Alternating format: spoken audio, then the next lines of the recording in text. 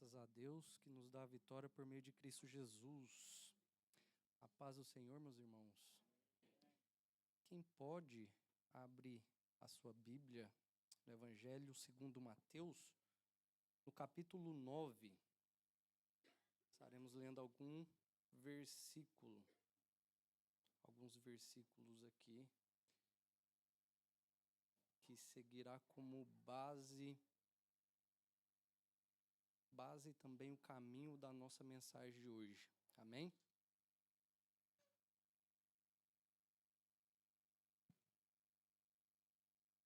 Quantos encontraram, digam amém. Amém. Teve gente que não encontrou ainda? Mateus capítulo 9, versículo 1. Diz assim a palavra do Senhor: Entrando Jesus num barco, atravessou o mar e foi para a sua cidade. Alguns homens trouxeram-lhe um paralítico, deitado em sua maca. Vendo a fé que eles tinham, Jesus disse ao paralítico: Tenha bom ânimo, filho, os seus pecados estão... Diante disso, alguns mestres da lei, disseram a si mesmos: Este homem está blasfemando. Conhecendo Jesus seus pensamentos, disse-lhes: Por que vocês pensam maldosamente em seu coração? Que é mais fácil dizer: Os seus pecados estão perdoados, ou levante-se e ande? Mas para que vocês saibam que o Filho do Homem tem na terra autoridade para perdoar pecados, disse ao paralítico: Levante-se, pegue a sua maca e vá para casa. Ele se levantou e foi. Vendo isso, a multidão ficou cheia de temor e glorificou a Deus que dera tal autoridade aos homens. Saindo Jesus, viu um homem chamado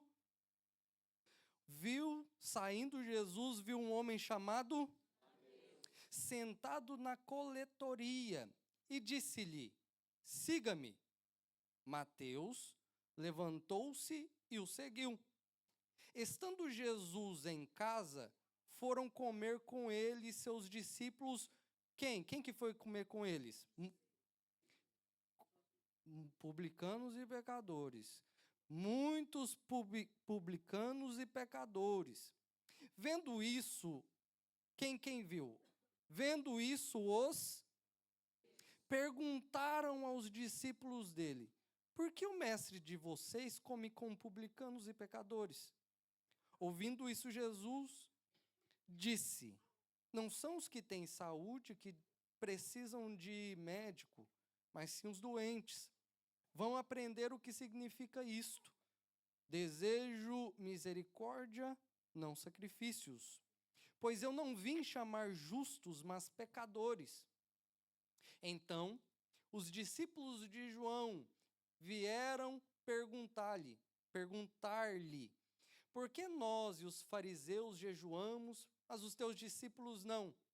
Jesus respondeu. Tem aqui? Vamos todo mundo ler junto. Jesus respondeu.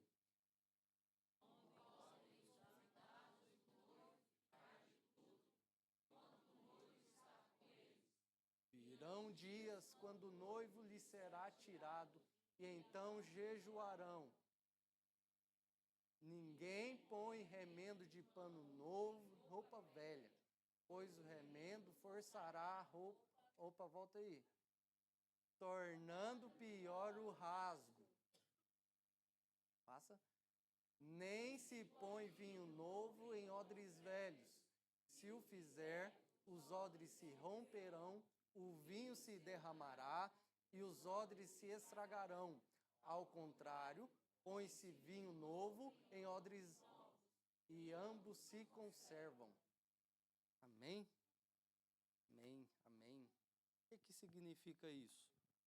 Pano novo, roupa velha, vinho novo e odre velho.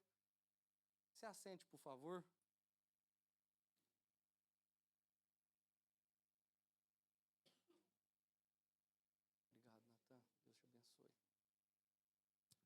Tem um demônio, pastor Kesley, ele é fofinho, mas sim, e ele costuma sentar do lado de alguns irmãos o mal dele é fazer os irmãos dormir quando o irmão está pregando. Está repreendido, não está? Em nome de Jesus, esse demônio não vai sentar do seu lado hoje, amém? Não deixa o seu irmão, você vai me ajudar. Não deixa o seu irmão do lado dormir. Por favor, me ajuda. Eu preciso da sua atenção por alguns minutos. Amém? A pastora Lívia me fez lembrar da minha mãe. Toda vez que ela estava brigando comigo, ela chamava eu de Leonardo.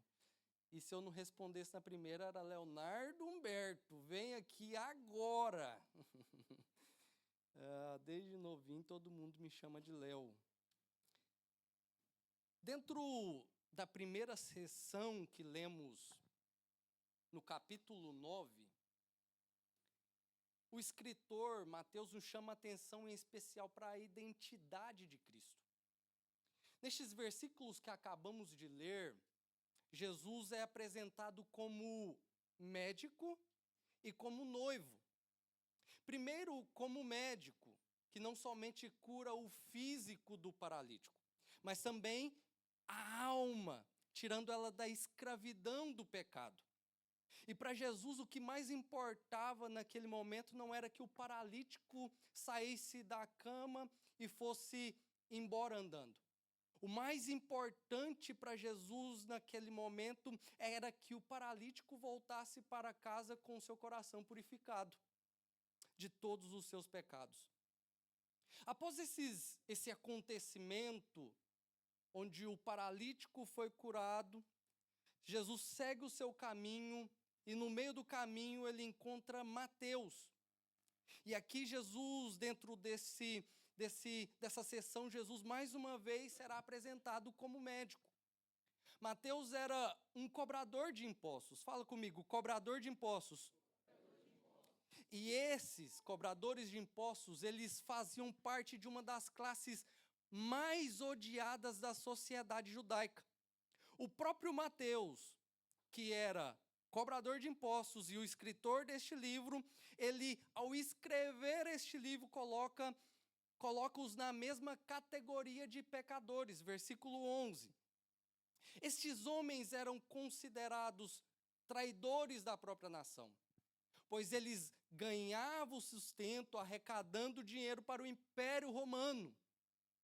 Cada coletor adquiria de Roma o direito de recolher impostos para o Império Romano, quando mais eles recolhiam, mais eles guardavam para si. Os coletores de impostos eram considerados traidores e ladrões. E seus contatos com os gentios colocavam eles ainda mais abaixo na religião judaica. Eram tidos como impuros. Veja bem, Mateus, ele não guardava a lei de Moisés, mas Jesus o chama para o seguir.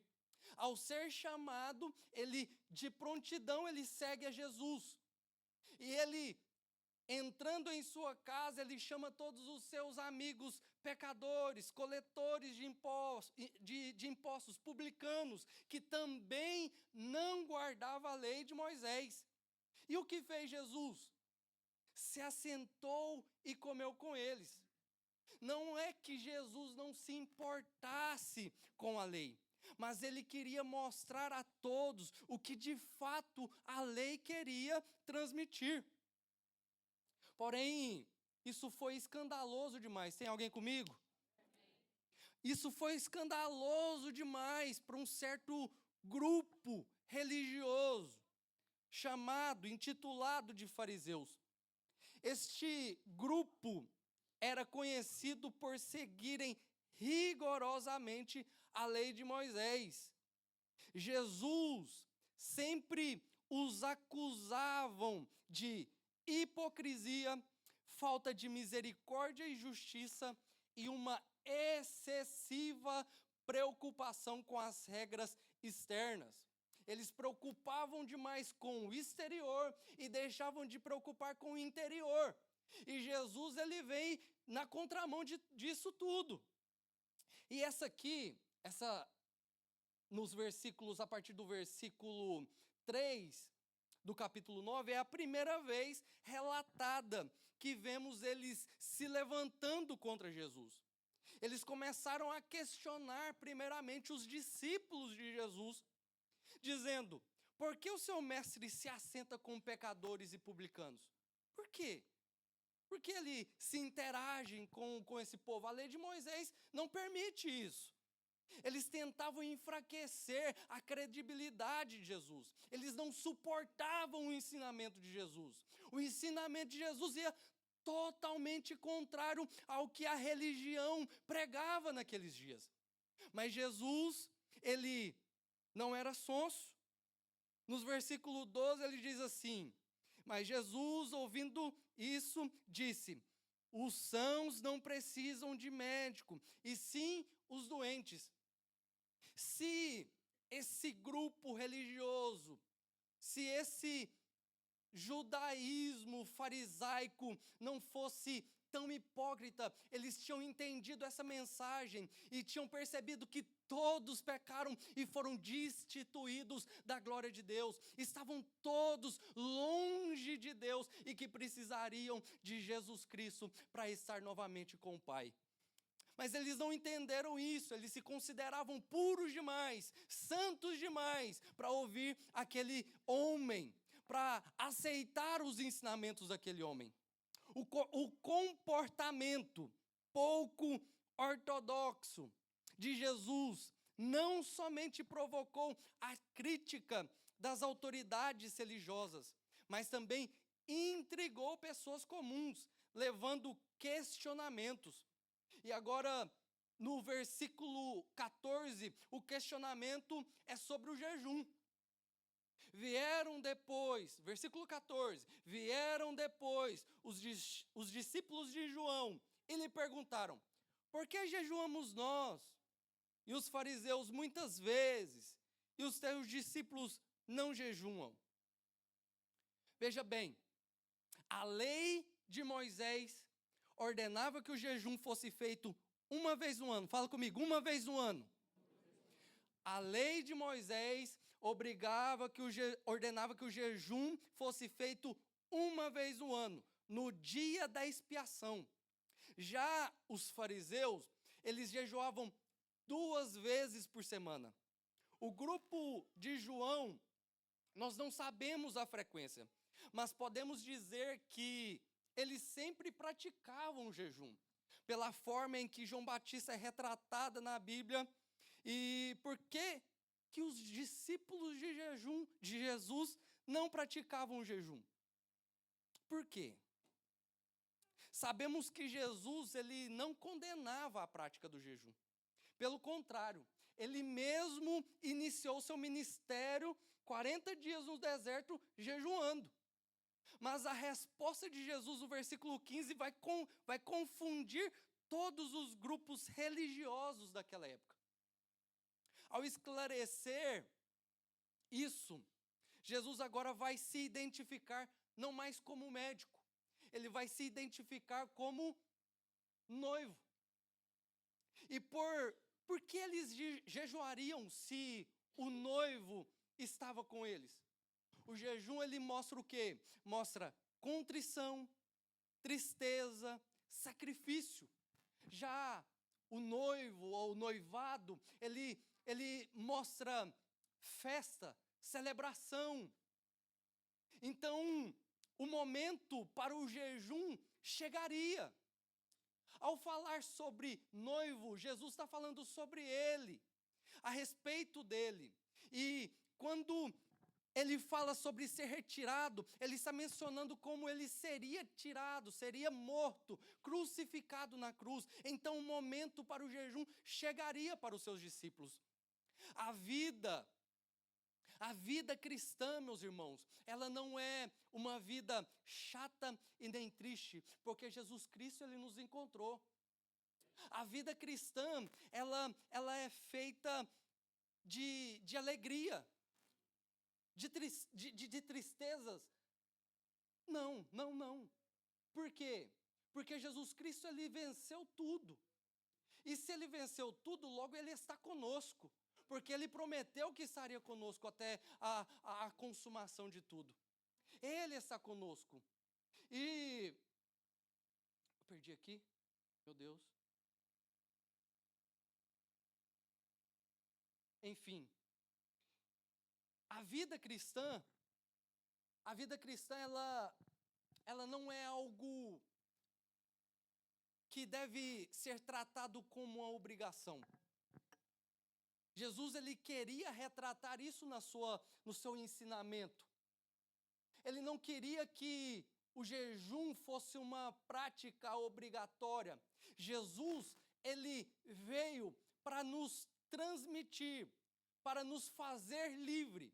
E tudo que ele queria era que nós fizéssemos aquilo com espontaneidade, com liberdade. A vida cristã, a nova vida em Cristo, ela é uma vida de liberdade. É uma vida de liberdade. E agora é um momento muito importante para que vocês possam entender a continuidade dessa mensagem.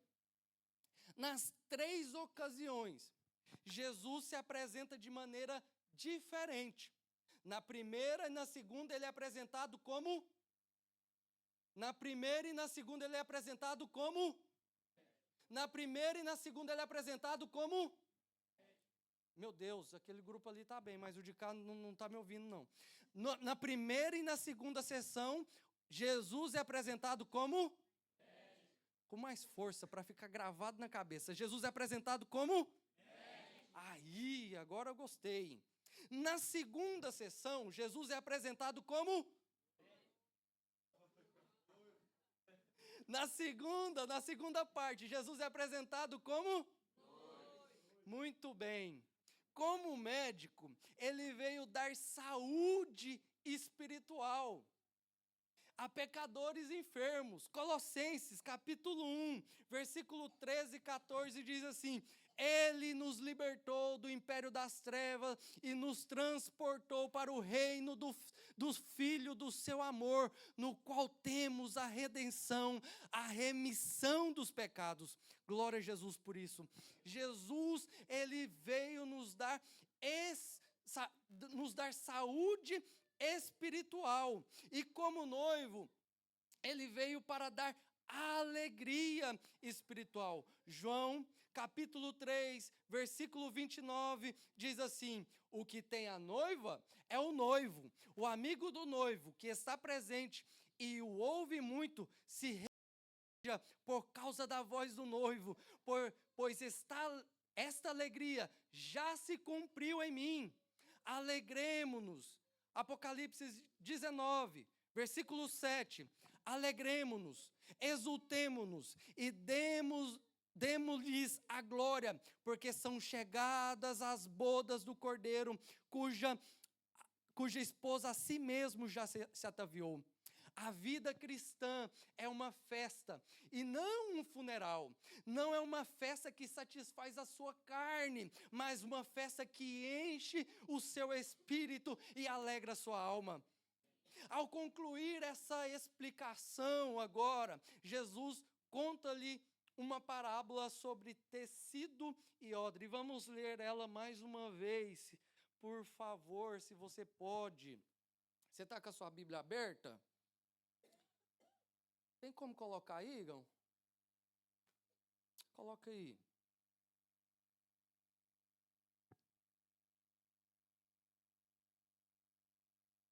Deu certo?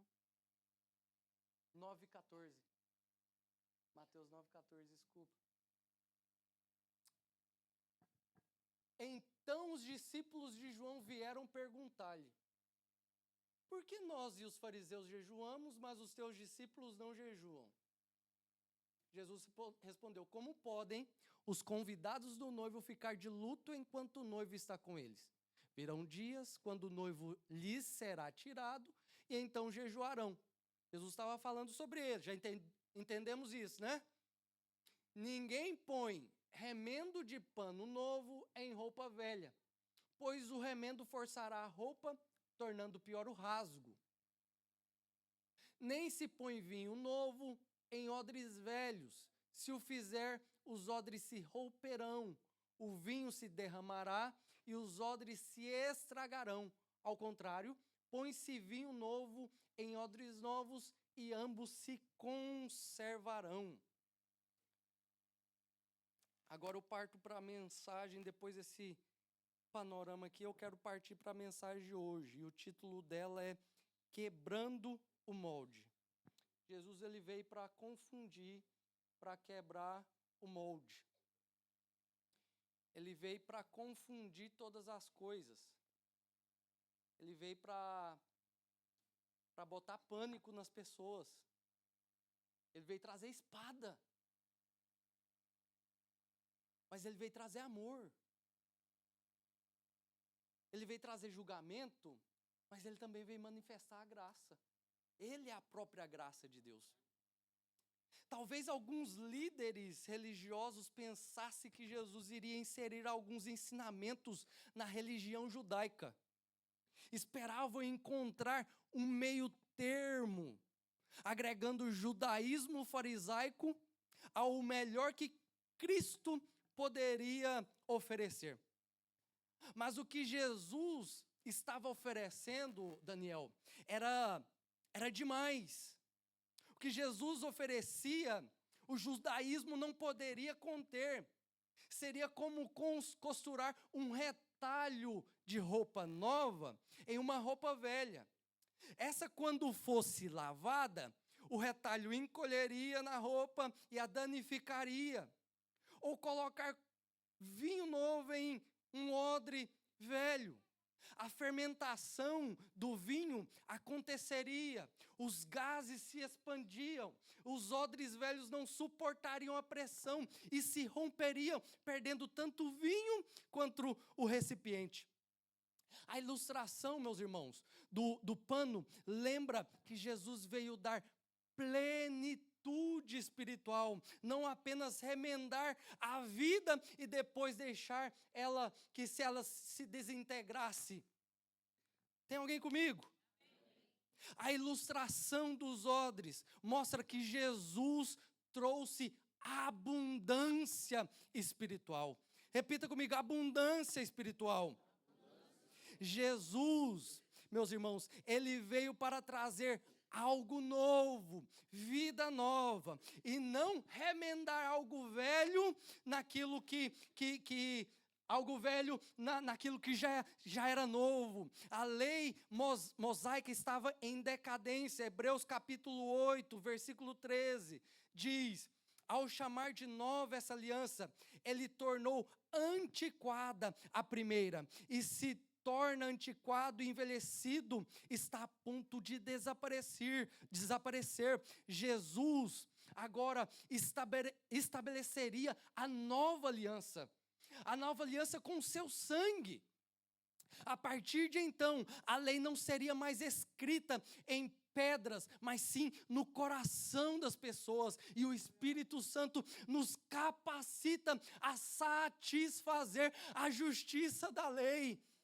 Nós, pelas nossas próprias capacidades, nós não seríamos capazes de praticar a justiça da lei de Moisés, mas Jesus Cristo, ao morrer, ele prometeu enviar o seu Espírito, e esse Espírito nos habilita a viver de maneira santa, justa e agradável a Deus. Alguém pode glorificar o nome do Senhor? Glória a Jesus. É o Espírito Santo que escreve em nossos corações as leis do Senhor. E essas leis, elas nos guiam de forma santa, justa e agradável ao Senhor. Aleluia. Agora, meus irmãos, eu quero que você entenda algo. O Evangelho, ele não é remendo. O Evangelho, ele não é algo novo misturado com o velho.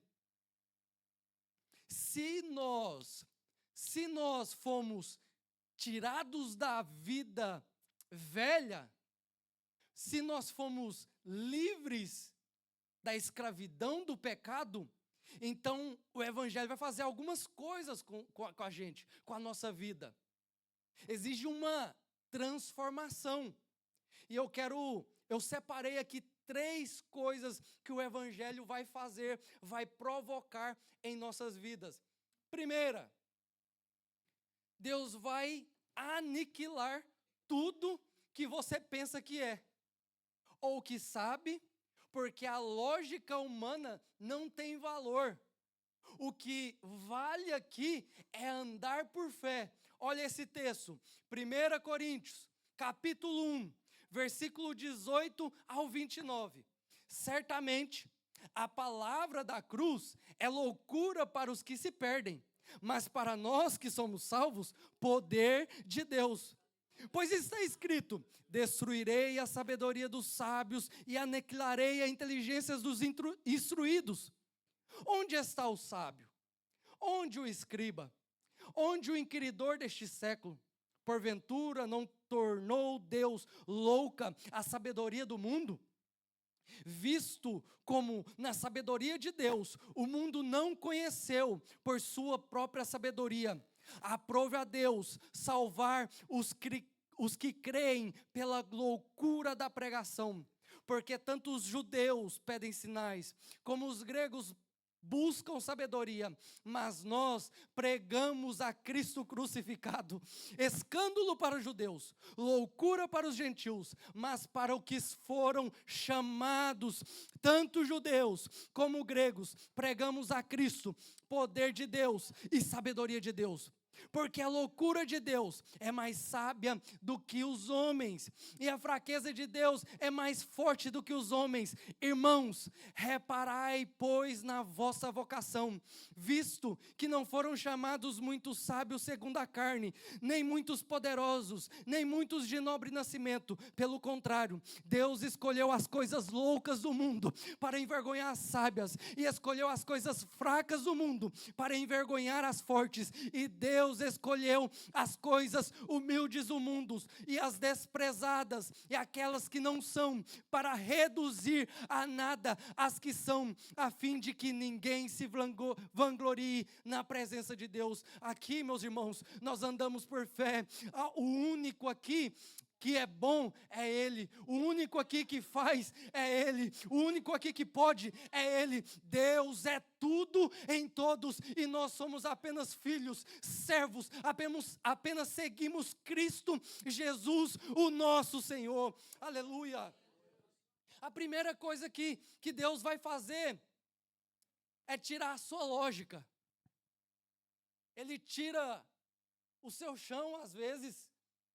E aí, quando Ele tira o seu chão, você tem que andar por fé. E andar por fé não é andar por lógica.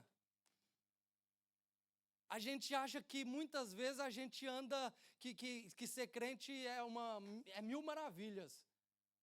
Mas o interessante é que quando você passa por problemas, por aflições, por tempestades, é o momento mais íntimo que você tem com Deus. É o momento mais lindo que você tem com Deus. É o momento mais aconchegante que você tem com Deus. É difícil entender isso, porque não tem lógica humana que explica isso. Se alegrar em meio à aflição, perseverar enquanto você poderia virar as costas e dizer não a tudo.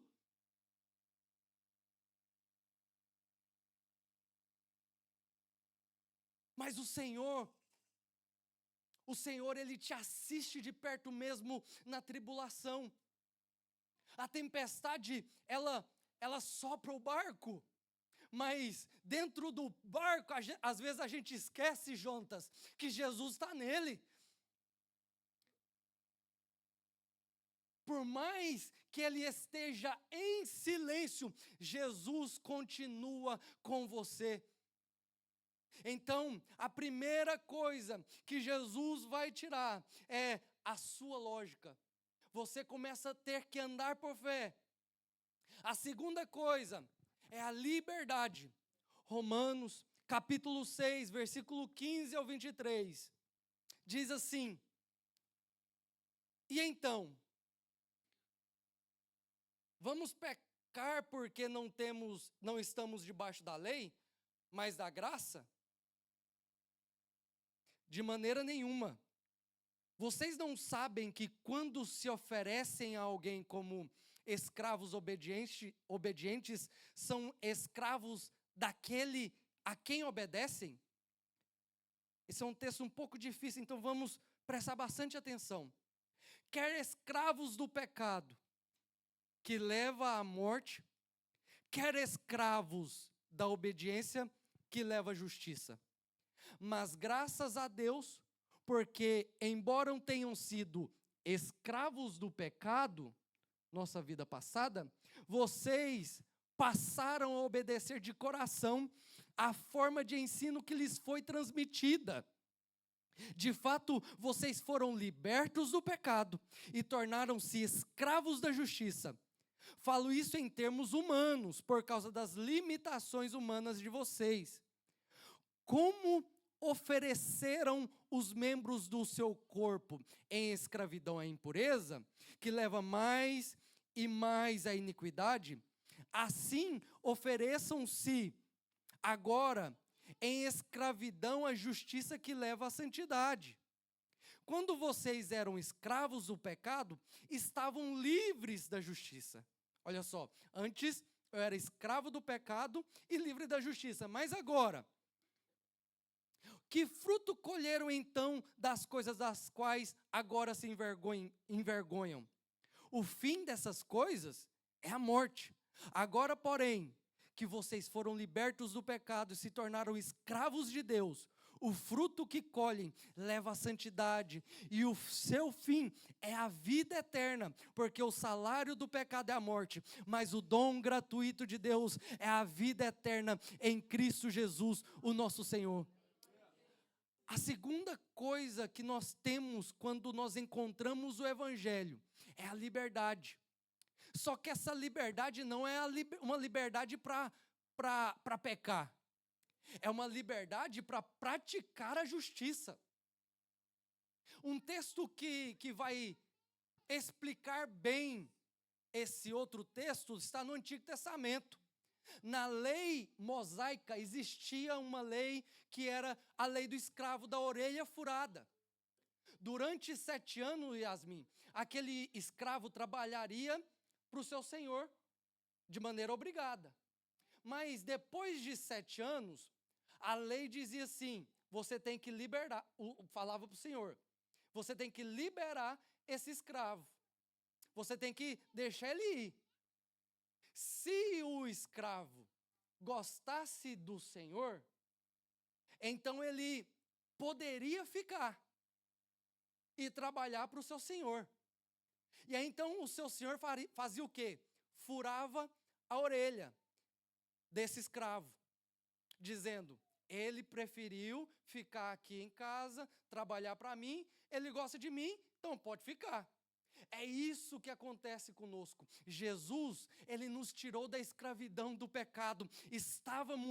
Disse na mensagem do mês passado, estávamos mortos achando que estávamos vivos.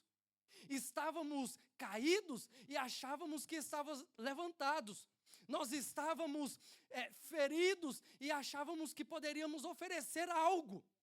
Mas Jesus nos encontrou dessa maneira, mortos em nossos delitos, em nossos pecados. E o que Ele fez? Nos deu vida.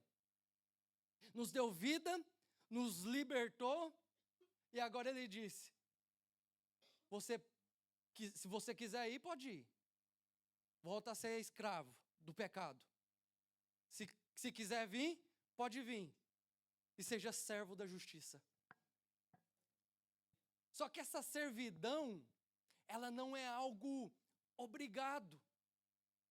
Ele te dá o direito da escolha. Você está aqui porque você quer estar aqui. Porque você tem prazer no seu Senhor. Essa servidão à justiça, ela não é feita do exterior para o interior. Não, ela é feita do interior para o exterior. Aquilo que está aqui dentro vai refletir nos meus atos. E os meus atos já não são mais atos de pecado, são atos de justiça, porque o Espírito Santo, Ele me habilita para isso. Você pode glorificar o nome do Senhor por isso? A terceira coisa, e eu já parto para a comunhão, ou para a conclusão. Eu falei o nome da terceira coisa. Qual que é a terceira coisa? Coloque-se de pé em nome de Jesus. Me ajuda, por favor.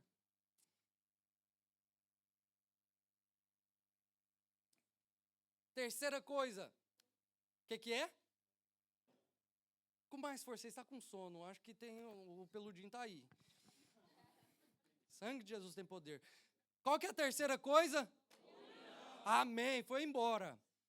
Romanos capítulo 5, versículo 1 e 2. Diz assim: tendo sido, pois, justificado pela fé, temos paz com Deus, pelo nosso Senhor Jesus Cristo, por meio de quem obtivemos acesso pela fé a essa graça, na qual estamos firmes.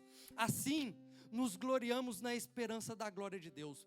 Efésios capítulo 2, versículo 11 e 22. Portanto, lembrem-se de que antes vocês eram gentios por nascimento e chamados incircuncisão pelos que se chamam circuncisão, feito no corpo por mãos humanas, e que naquela época vocês estavam sem Cristo, separados da comunidade de Israel, sendo estrangeiros quanto às alianças da promessa, sem esperança e sem Deus no mundo. Agora, porém, em Cristo Jesus, vocês que estavam longe, foram aproximados pelo sangue de Cristo. Pois Ele é a nossa paz, o qual de ambos fez um e destruiu a barreira, o muro de inimizade, anulando no seu corpo a lei dos mandamentos expressa em ordenanças.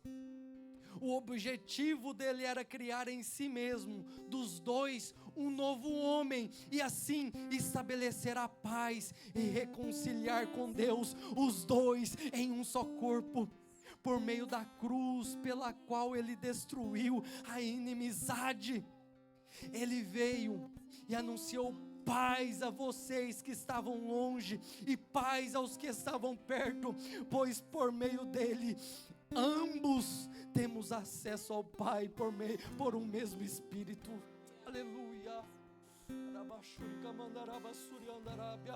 Portanto, vocês já não são estrangeiros nem forasteiros, mas concidadãos dos santos e membros da família de Deus, edificados sobre o fundamento dos apóstolos e dos profetas, tendo Jesus Cristo como pedra angular, no qual todo o edifício é ajustado e cresce para tornar-se um templo santo no Senhor.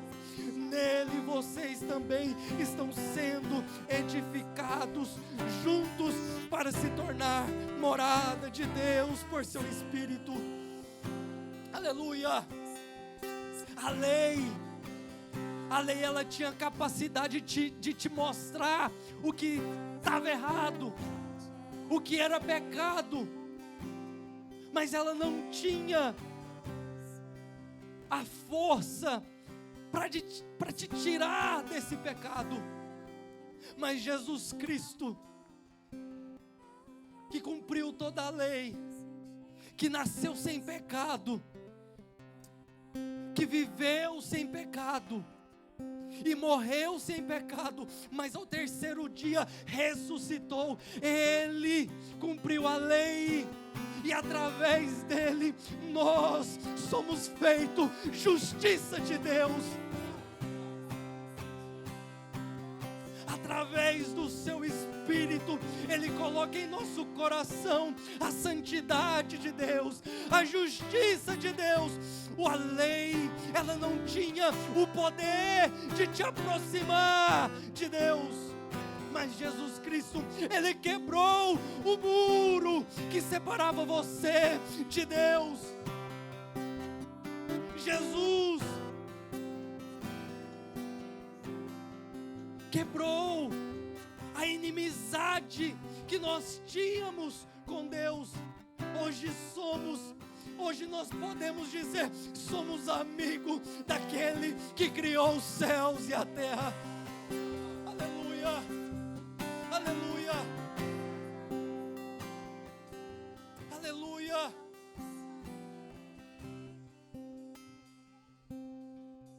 Nós não podemos viver uma vida cabisbaixa.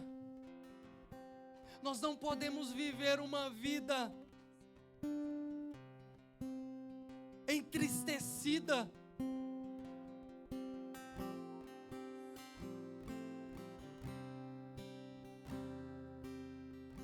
Paulo, Daniel me corrija se eu estiver errado, escrevendo aos Gálatas, disse: não entristeceis. Uma vez mais eu digo, não se entristeçam. Quando ele escreveu essa carta, ele estava dentro de uma prisão. Viver em Cristo é ter alegria e prazer, porque nós fomos reconciliados com Deus, porque nós fomos feitos à imagem dele, nós tivemos a imagem restaurada, os nossos propósitos restaurados em Cristo Jesus. Nós podemos encontrar a verdadeira alegria.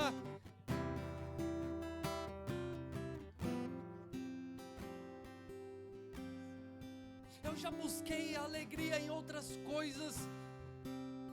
Eu já busquei alegria na pornografia, eu não encontrei. Eu já procurei alegria na bebida e não encontrei. Eu já tentei procurar alegria no mundo e eu não encontrei. Sempre faltava algo, sempre ainda faltava alguma coisa para ser preenchido. Eu nasci no Evangelho, criado na igreja, mas ainda não tinha encontrado Cristo verdadeiramente.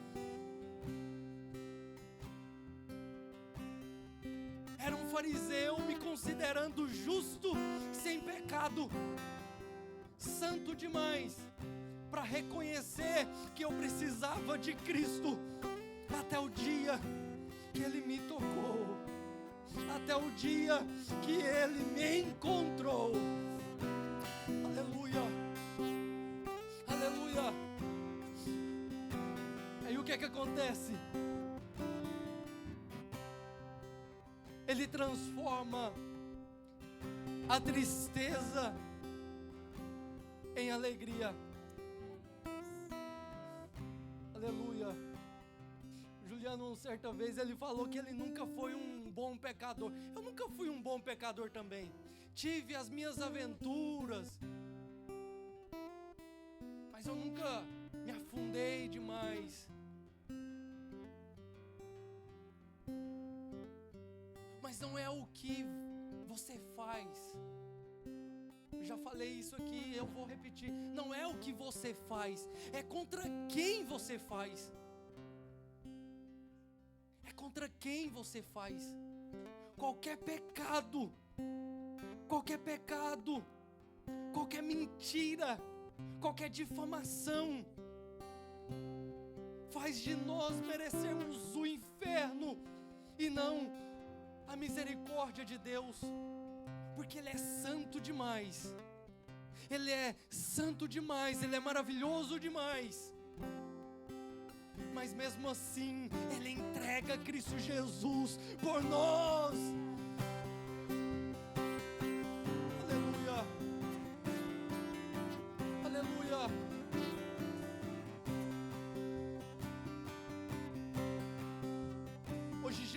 Ele está aqui dizendo: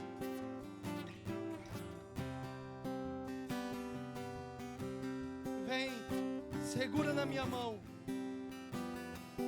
Vai acontecer algumas bagunças aqui, mas é eu desfazendo o seu ego, é eu desfazendo o seu eu, mas no meio disso tudo, eu vou formar um caráter de um homem justo, com a essência do Deus vivo em você.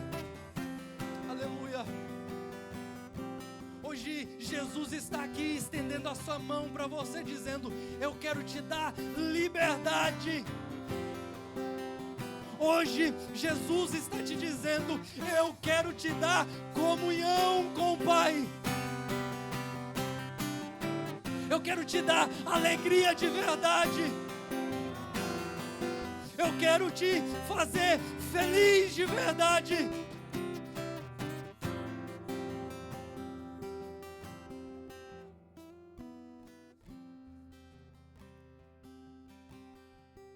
Nós faremos uma oração. Depois o louvor estará louvando ao Senhor. E nós encerraremos o culto.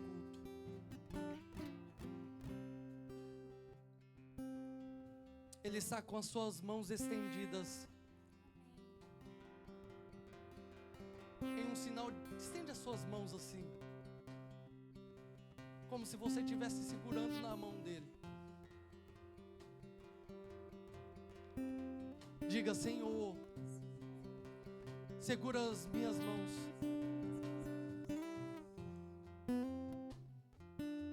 Me leve pelas veredas da tua justiça. Guie os meus passos. Senhor, eu quero ter comunhão com o Pai novamente. Me livra dos pecados. Me liberta dos pecados.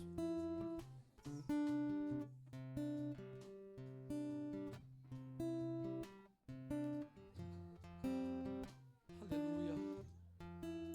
Aleluia. Aleluia. Continue com seus olhos fechados. Deixa o Espírito Santo falar ao seu coração.